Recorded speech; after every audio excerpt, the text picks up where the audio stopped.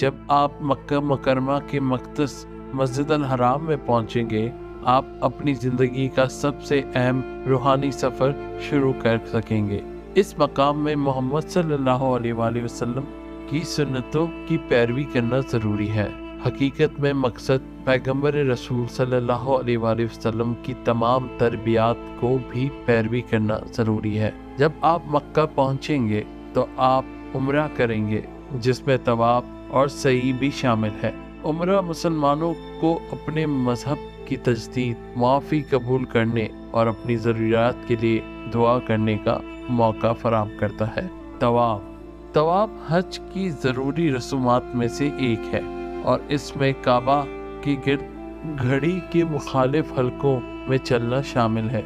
एक तवाफ 7 चक्रों पर मुश्तमिल होता है, जिनमें से हर एक हजर अस्वद पर शुरू और ख़त्म होता है।